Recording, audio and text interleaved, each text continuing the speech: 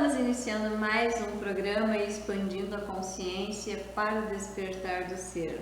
Estamos em pauta hoje aqui, eu e o Alexandre, trazendo então mais um episódio com um importantíssimo assunto, não é mesmo, Alexandre? Com certeza, Ju. Muito obrigado pela oportunidade de estar aqui mais uma vez refletindo contigo e agradecendo desde já a atenção dos nossos espectadores dentro do nosso programa que visa despertar, expandir a consciência e, por consequência, o ser. Então, dentro disso, a gente vem falar de um tema sobre o conhecimento de si mesmo, Conhece-te a ti mesmo. Então, é bem abrangente isso, O nome por si só, Alexandre, já diz tudo, Sim. Às vezes a gente pensa que a gente tem o conhecimento sobre nós mesmos, E na verdade é um ledo engano. Digamos que hoje ainda somos um grãozinho de areia no despertar dessa consciência, Então hoje a gente vai desenvolver o tema aqui, se aprofundando um pouquinho mais de como a gente pode buscar isso e como a gente pode melhorar o nosso cotidiano. Exatamente, sem dúvida.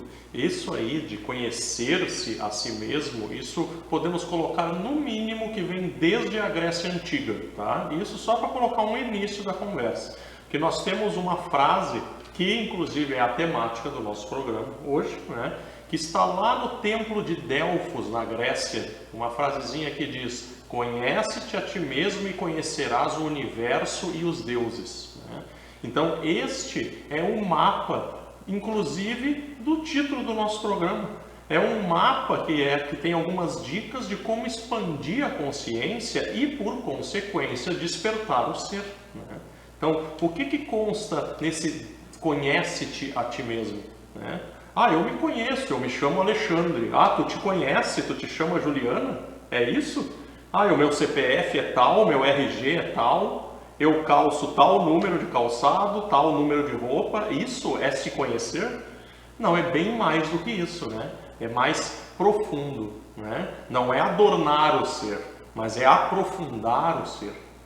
E aí a gente trouxe aqui uma referência literária que a gente gosta muito de colocar, inclusive nas nossas exposições, nas nossas reflexões com o público, dentro das palestras espirituais que a gente faz, por exemplo, que são roteiros, que, por exemplo, o autor do livro que nós trouxemos hoje aqui, chamado Reforma Íntima Sem Martírio, que é do Vanderlei Soares de Oliveira, ele fala aqui sobre um mapa para o autoconhecimento.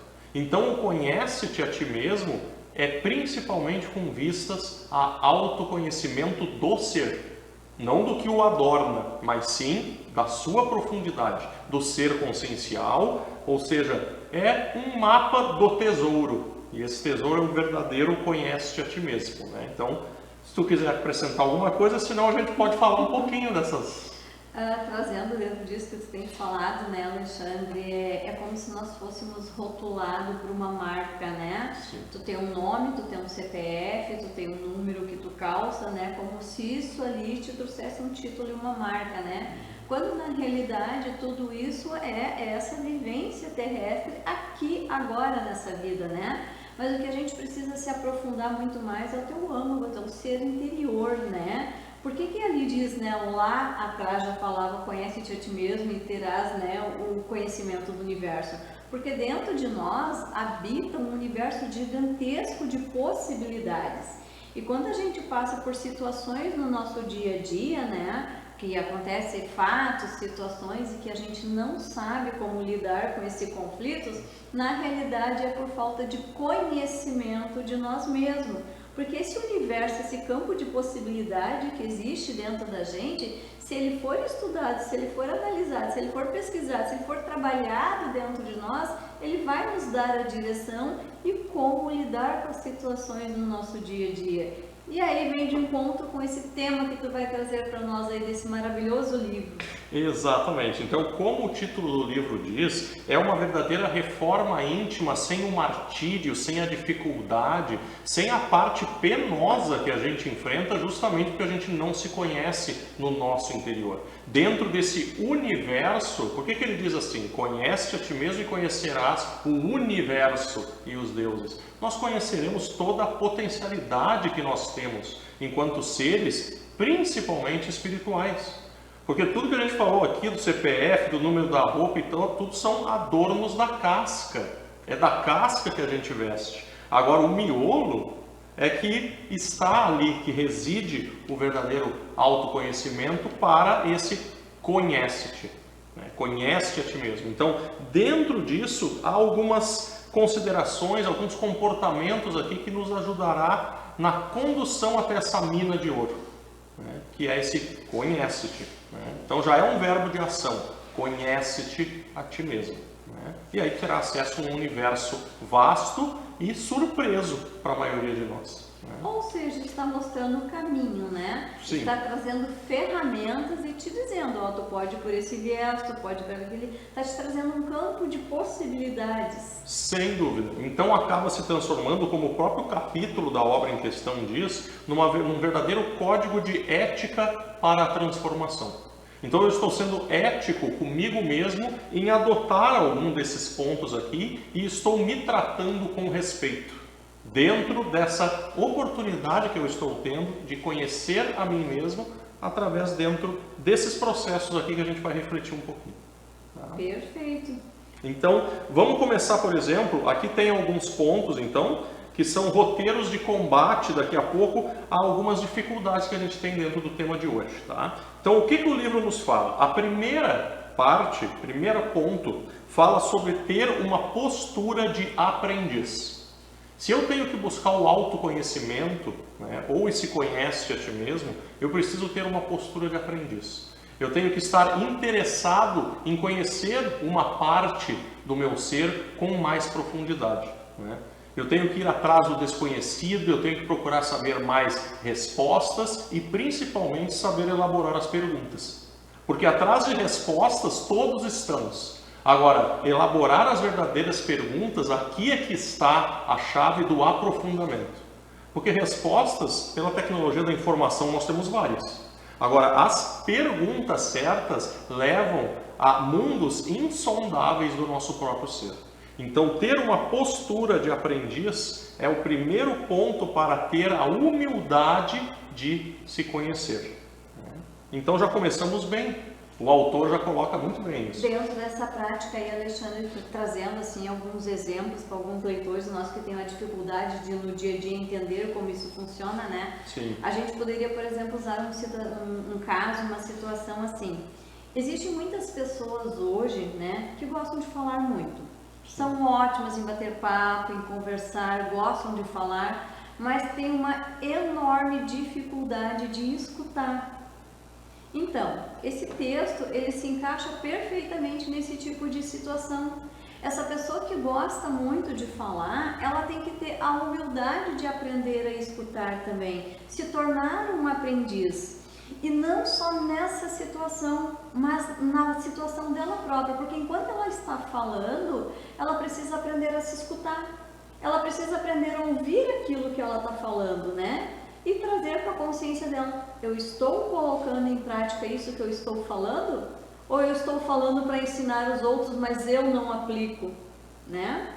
Então, eis uma grande oportunidade para aquelas pessoas, né, que têm a habilidade de falar bastante, mas não gostam de escutar, porque muitas vezes se acham dono da verdade, ou acham que já sabem de tudo, né? Já está uma dica, um caminho. Tenha a humildade de se colocar num lugar de aprendiz. Mesmo que tu já tenha conhecimento sobre aquele assunto, mas não custa ter a humildade de escutar. Exatamente. Essa é a postura do aprendiz que abre a primeira porta para as outras sugestões que o autor coloca aqui para nós, né? Então, postura de aprendiz. Começamos bem. O segundo ponto é a observação de si mesmo. Ó, já estamos falando do conhece-te a ti mesmo, então um senso de observação deve ser mais apurado aqui. Percepção, observação. E isso envolve alguns subtópicos, vamos dizer assim. Por exemplo, o conhecimento das nossas emoções, o não julgamento e a autoavaliação constante, porque a gente tende sempre a avaliar o próximo e esquecer do serviço que nos compete. A gente está lá sempre reivindicando os direitos, mas esquecemos que temos deveres. E isso é falta de observação de si mesmo. A gente é craque em observar o outro, mas não fizemos essa observação para dentro de si mesmos. Então o autor coloca muito bem isso. Coloca esses 3 subtópicos na observação. conhecimento das emoções, não julgamento e autoavaliação. Então, olha, está sempre falando do quê? De si mesmo, de nós mesmos, né? Porque a prioridade é nós. Então, esse é o segundo ponto. Um caso na prática desse ponto aí também, Alexandre. Então, por exemplo, assim, ó, tive uma paciente, uma consultante, né? E aí ela veio falar das coisas que ela está revivendo do passado, situações que teve dentro da casa, dentro da família, né? O tanto quanto ela se reconhece hoje que ela foi uma criança, digamos que muito agressiva, né? Uma criança muito maldosa, né? E que hoje ela está tentando reverter toda essa situação. Ela já está procurando a conhecer a si mesma. Isso por si só já deu para ela um grande passo no desenvolvimento da consciência dela, né? Me dei conta. Mas às vezes nós temos outras coisas mais escondidas que tu não se dá conta disso, né? E aí eu coloquei para ela uma situação assim, ó, fui trazer um alerta para ela, uma das possibilidades, não dizendo que é a possibilidade, né? Eu questionei ela hoje perguntando assim, será que quando na tua infância tu colocaste essa tua rebeldia para fora, né, que tu era agressiva, que tu era má, que tu era isso, né? Tu já te deu conta que isso poderia ser simplesmente o fato de tu querer chamar a atenção? Em algum momento tu percebeu que tu não estava ganhando o carinho dos teus pais, que não estava ganhando a atenção dos teus pais, então quer dizer, se eu for boazinha, eles não vão me olhar, eu não estou chamando a atenção. Então se eu for malvada, agressiva, eles vão me olhar, nem que seja para me dar uma chinelada como se fazia antigamente, nem que seja para me xingar, para me criticar, mas eles vão me olhar.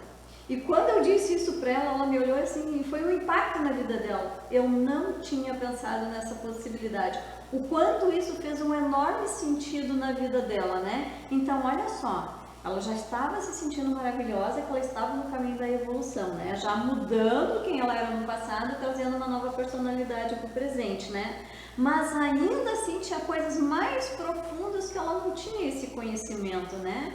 Então ali a gente começou a trabalhar. Vamos mais fundo, vamos se conhecer mais fundo para ver o que te impulsionou ser aquele tipo de criança. Sim, exatamente. Então, ó, aqui ela obteve ajuda, ela obteve auxílio. Claro que a gente não faz isso sozinho e como nós vivemos em sociedade, a gente pode se ajudar nesse sentido. O problema é quando a gente aponta, quando é o julgamento. Agora, quando nós estendemos a mão, não apontamos, é bem diferente. Aí ela pôde o quê? Acessar dentro de uma observação de si mesmo, um clareamento da consciência.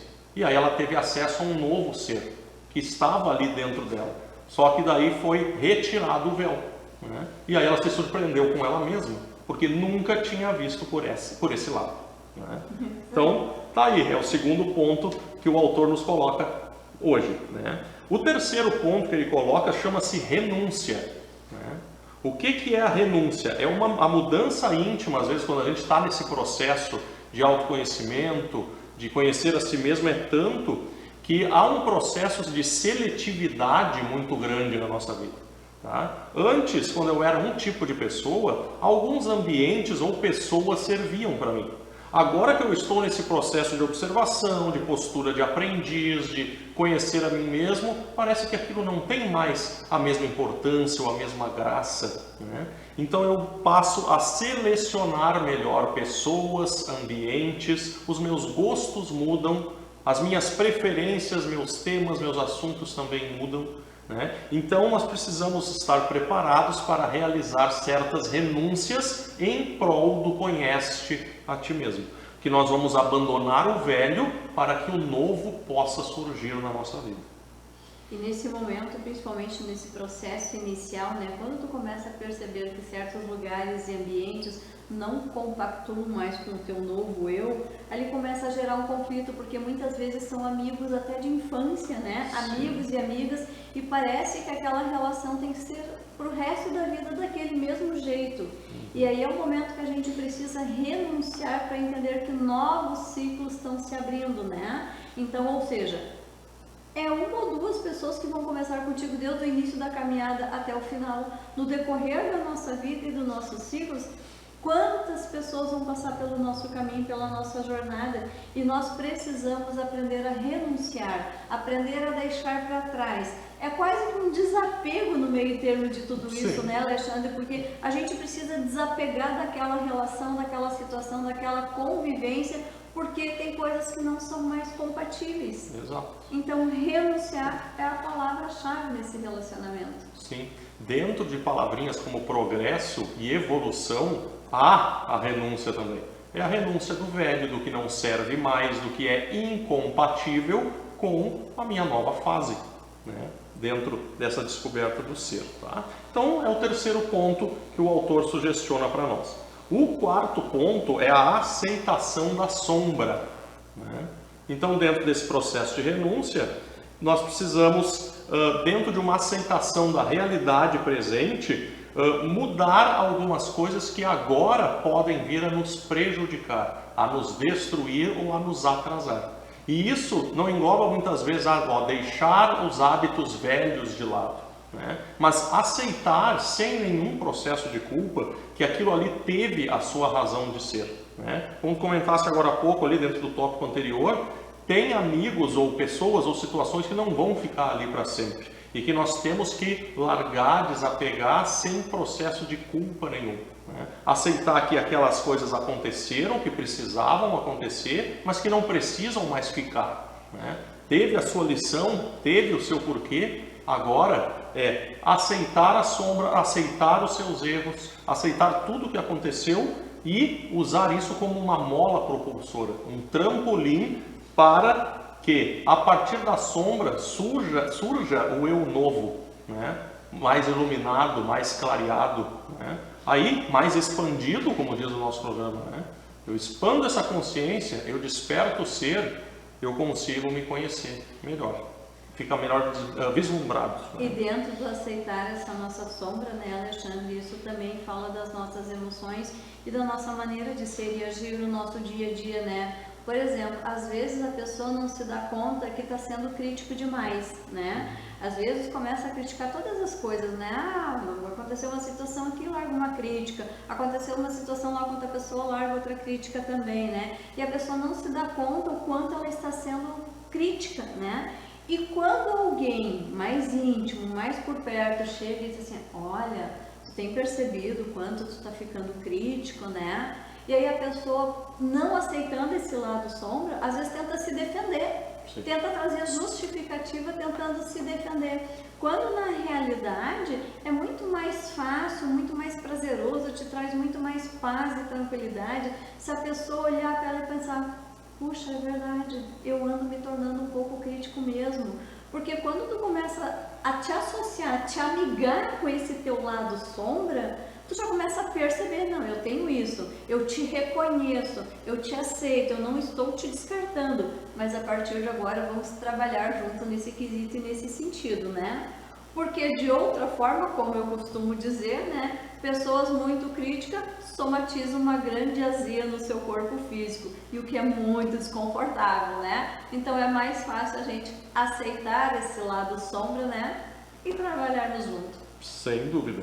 Então, se por um lado a gente renuncia, por outro lado a gente aceita, né? Então a gente coloca como parâmetro, a sombra ela não deve ser extirpada, ela deve ser colocada ali de lado para que a gente entenda, não, aquilo ali já não me serve mais, é um parâmetro, né? É um eu velho, agora estou fazendo surgir o eu novo. Então dentro da aceitação da sombra que foi comentado, tem outro ponto, o quinto, chamado auto-perdão, que é por isso que vem depois da aceitação da sombra, para que não haja culpa quanto a isso. Preciso aceitar os meus erros, coisas que dificilmente a gente faz, porque a gente se flagela muito por causa disso.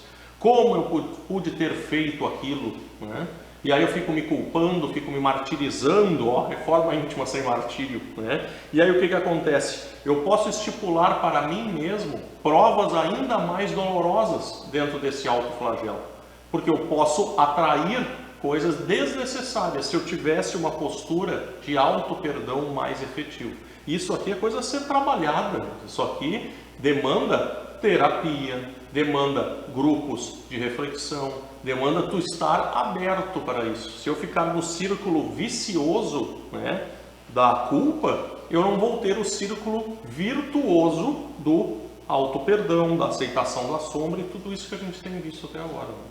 partindo da prática da aceitação, né? Quando tu entra nesse critério da punição ali, do auto-perdão, é a pessoa começar a compreender que era o conhecimento que ela tinha naquela época, né?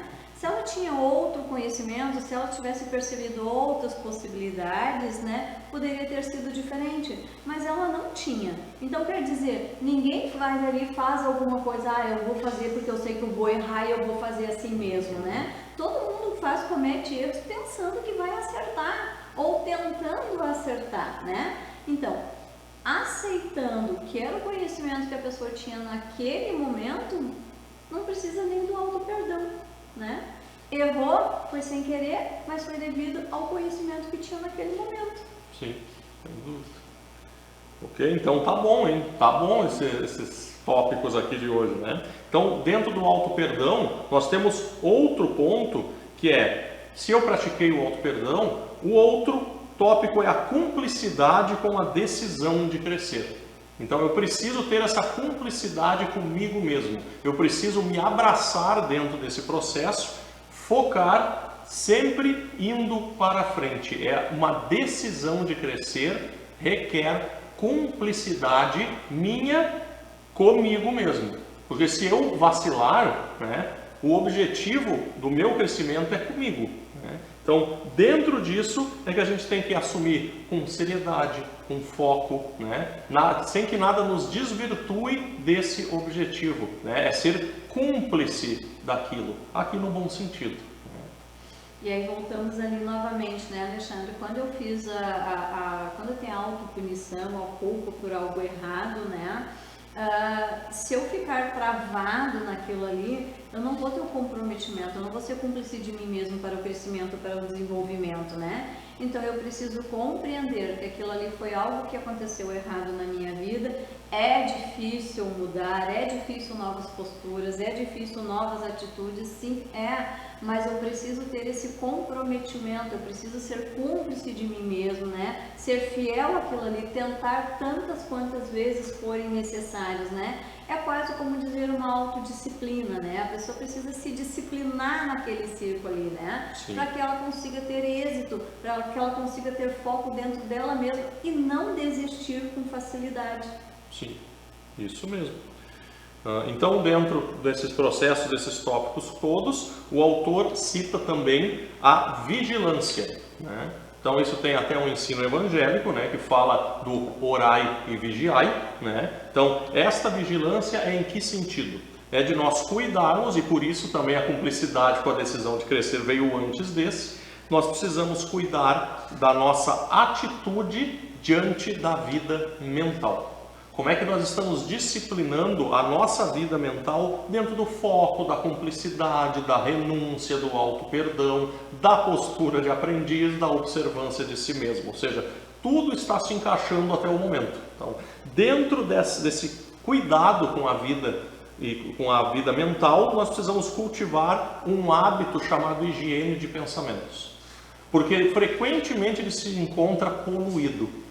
Ele é bombardeado de informações todos os dias, né? Com rede social, é com celular, é com tudo, né? E às vezes não há exatamente um filtro adequado para isso, né? Então, dentro disso, o conhecimento de si mesmo, a arte meditativa, né? E todas as terapias aí que a gente está citando também, de fazer a pessoa se alertar para ela mesma, né? Faz com que ela desperte, dê aquele clique, e aí ela passa a se vigiar melhor. E aí tem um fato muito importante também, né, nessa situação, porque às vezes as pessoas pensam, bom, então tá, né? As pessoas têm aquele pensamento e procuram então se vigiar para não falar, né? Começa a fechar a sua boca para não ter palavras rudes, críticas, né? Essas coisas. Mas será que, Alexandre, só fechar a boca resolve? Não, o ato é o mesmo, né? Se a pessoa fechou a boca para não falar, mas pensou, a situação é a mesma. A única diferença que acontece às vezes é que quando tu fala, tu dá mais força, tu dá mais potência para que aquilo aconteça mais rápido. Agora, se tu fecha a boca e simplesmente pensa, tu tá gerando a mesma energia, tu tá gerando a mesma frequência. Então, o vigiai é nesse sentido, vigia teus pensamentos. não adianta só fechar a boca. Sem dúvida. E agora, como nós falamos do vigiar e orai, e o primeiro ponto aqui nessa reflexão de momento é a vigilância, o outro é a oração. Então não tem como desvincular. Vigiai e orai, a fim de que não caias em tentação. Né? E a tentação frequentemente é colocada por nós mesmos. Né? A gente que sucumbe muitas vezes às nossas fraquezas, às nossas imprudências, à nossa ignorância no sentido da falta de conhecimento de si mesmo, das situações, enfim, para que a gente possa levar adiante esse objetivo. Então, a oração ela se constitui em verdadeira terapia da mente. Então, por isso que ela ajuda na vigilância no sentido de higienização mental. Né? E percebemos bem, né? Dentro do sentir, quando nós oramos, meditamos, disciplinamos a nossa mente dentro desse ponto, né? Com afinco, com foco, com fé, com força, qualquer um desses ou todos desses, nós sentimos uma diferença. Desperta dentro da nossa intimidade uma força, brota dentro de nós algo que é diferente do nosso habitual, do nosso cotidiano, isso, claro, se transformando em hábito, e o hábito vem através do exercício. Exato, né? E aí se a pessoa já vem praticando tudo isso, né, Alexandre, ela já está buscando se conhecer melhor, já sabe das suas dificuldades, né? E ainda assim percebe que existe ainda uma resistência, está sendo difícil de enfrentar determinadas situações.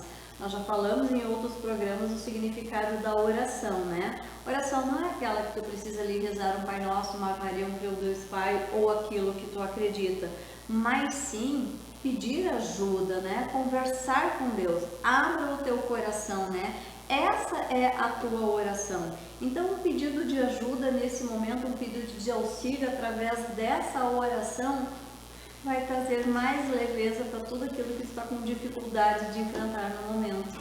Exatamente. Então, dentro desse processo de vigilância e oração, nós temos também o trabalho, né? A importância do trabalho, da gente se esmerar, da gente fazer algo útil, no caso, em nome de nós mesmos. O conhece-te a ti mesmo requer trabalho, de arregaçar as mangas, né? De seguir em frente dentro de um propósito, né? Fazer um investimento. Então, todo trabalho dá o seu retorno. E não estamos falando só do financeiro aqui, né? Mas é um trabalho de prosperidade. Nós sabemos já que prosperidade não é só o financeiro, né? Então, o trabalho está ali como ocupação útil para que nós possamos prosperar. Aqui está um dos sentidos do conhece-te a ti mesmo. O trabalho juntando-se, se alinhando com a prosperidade, né, por si só já traz todas as características anteriores, né, do conhece a ti mesmo, né? Tenha hábitos mentais saudáveis, que ali resiste a prosperidade. Exatamente. Então, assim, nós já estamos chegando no final do programa, né? Nós vamos fechar aqui, tem muitas outras dicas aqui na obra, tá? Então, eu vou colocar mais uma última aqui e aí recomendamos para todos os espectadores que quiserem ter acesso a esse livro, Reforma Íntima Sem Martírio, Vanderlei Soares de Oliveira, tá? Ele fala aqui, né, vamos ter que encerrar, né, infelizmente, mas ele fala aqui da tolerância. Tá? E aí quando ele fala de tolerância, nós já vinculamos imediatamente aquela aceitação da sombra que ele falou também, ao auto-perdão, né? Nós precisamos ter tolerância primeiro com a gente, senão o que a gente vai mostrar para o mundo? Como é que nós vamos interagir com o mundo, com as pessoas, com as situações, se não há tolerância nossa para conosco, né? O que eu vou repassar com isso? Só a intolerância que eu não tenho, que eu tenho de sobra comigo, né? Exatamente. Fechamos então com chave de ouro, né, Alexandre? Sim, e temos muito mais aqui, né? Mas claro, poderíamos ter 1 hora, 2 que nós teríamos assunto aqui nessa obra riquíssima, tá? Então fica a dica dentro de um conhecimento de si mesmo e que nós possamos fazer esse papel com afinco, com a postura de aprendiz e com todas as outras dicas. Com certeza. Até mais, obrigado pela participação. Até um próximo episódio.